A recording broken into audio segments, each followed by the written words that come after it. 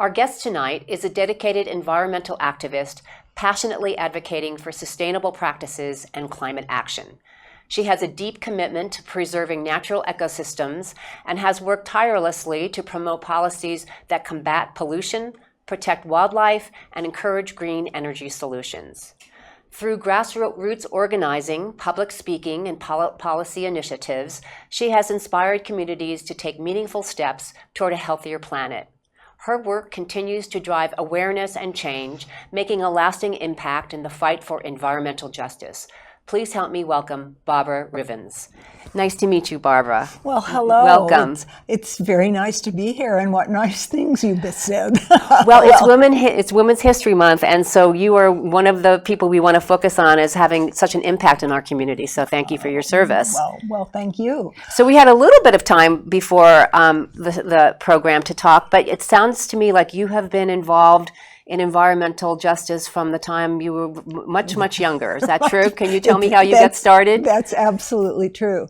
Well, we moved to California in 1967, and so I'll begin there. No, I'm teasing. Yeah. But moving to California from the East and Midwest, California is such an amazing place. I just could not get over the impact that it had on me and my family. So we spent a lot of time in the out of doors, enjoying the fruits of California's wonderful landscapes. It did, I think, push me toward moving into environmental work, actually. Not work so much. I was raising children. Sure. My husband was working. We moved here because he's involved in computers and so on. So I began right away with Sierra Club because it was I knew of, and my husband began with Audubon. Okay. Both very, very worthwhile organizations. So when we moved here in about 30 years later, and we've been here about 30 years. Oh, that tells you how long we've been married, which is a long time.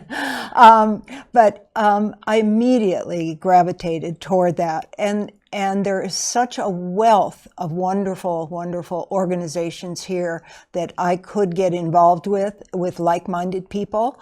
And I did, and my husband did. And so we've pursued that. I've been on Circle's board and the oh goodness gracious, the council, what did I say here? Watershed Council. I couldn't remember. Yeah. Sure. Watershed Council. Yeah. And currently Don is spending more time than I am on the Nevada County Climate Action Now group. But I'm a part of that, of one of the committees, which is Waste Not, and which we try very hard to encourage people not to use as much plastic. Now, I know that you worked hard with the county to instruct local organizations and stores and so on about what SB, I forget what it's 270, right? Yeah. What SB 70 meant, but that was, the idea of charging per plastic bag. That's right. And bringing your own bag, and how you can, remind people to take bags out of their cars and to use the bags. But that got rescinded during COVID, and it has pretty recently been reinstated, as I understand it. That's absolutely correct. And the kinds of heavier plastic that the grocery stores sort of depended on, not the little thin silver single-use plastic. Right. That's one of the things that still is a problem, but will not be a problem shortly, the heavier use plastic. It was worse than single-use plastic, because as it turned out. The plastic waste increased during the time. That's absolutely and so right. That's just You've done your homework. It's an irony, right? So now this new weight of plastic bag is going to be more prominent, more predominant, I should say. No. That's being taken away from us, actually. So we're either going to use our own bags, right, which is the best way to go, sure, or paper bags. Yes. And I believe, unless it has changed, and things are changing rather rapidly these days, yes, as we know, single-use plastic bags, the kind we get to put our lettuce and all the veggies in, yes, that is going to be discontinued, I believe, at the end of this year, Interesting. completely. So I noticed that at the co-op at Briar Patch that the vegetable bags are a different consistency. I asked one of the workers, and I guess it breaks down. You don't want to store your veggies in those in the fridge. It's more compostable. Compostable. As they say. Like right, it feels like it's going to compost in my I hands. agree, and it's a little on the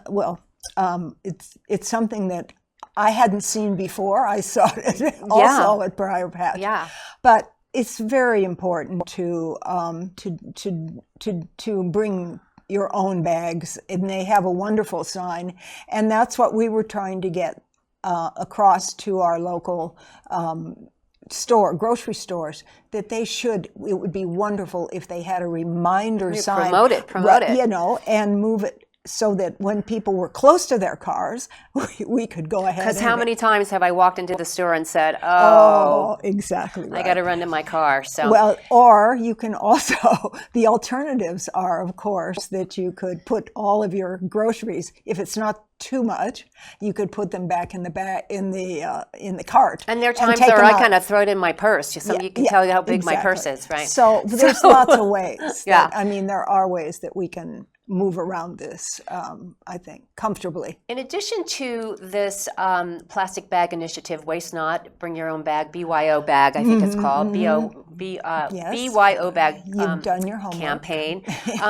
Microplastics are quite a big topic. And can you tell us a little bit about what's going on locally with microplastics awareness and education? I frankly am not aware that there is much going on. Yet there have been articles in the paper, and there are certainly articles online and on other organizations or other websites that talk about how dangerous they are, particularly to younger children, or babies. Nursing moms. It's everywhere. It's absolutely everywhere. I think I read somewhere that 90% of protein sampled in processed foods and bottled water contain microplastics, which is terrifying. It is terrifying. Yeah. I totally agree with you. But I'm not absolutely sure where that is going, and particularly where that is going today. Things have changed a lot in the last couple months is all.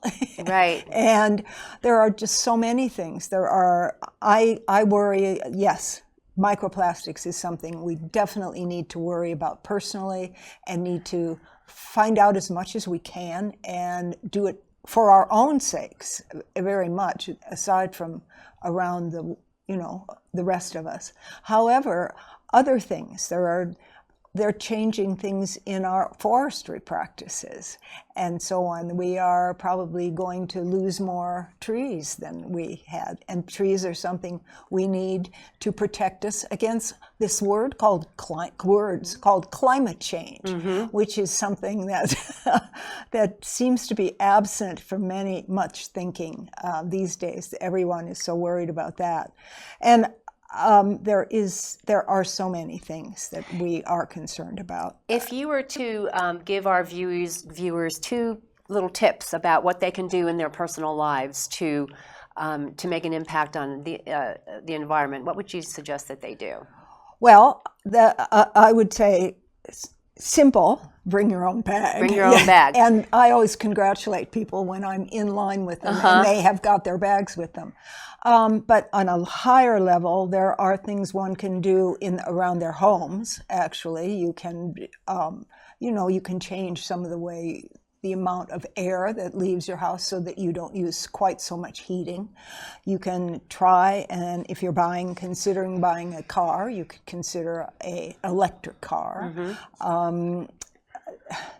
There are really a lot, and I believe that I will endeavor to produce a sort of a checklist of things we can do. It's very long, actually. Turn off lights was what we used to do about 20 years ago when we were first I think that would be really helpful. In fact, I went to the website of the organization you're connected with community environmental advocates, and they have quite a lot of suggestions there. That's right. Too. Maybe you could publish that that great Yes, checklist on right. that. And we'll try and have it around places. We're going to be having an Earth Day fair soon. I hope people will come. April 22nd is April- Earth Day. Okay. Right. All And right. there will be an Earth Fest in Nevada City. Okay. Plus other places around. And we will endeavor. We will do it. We will get. I believe you.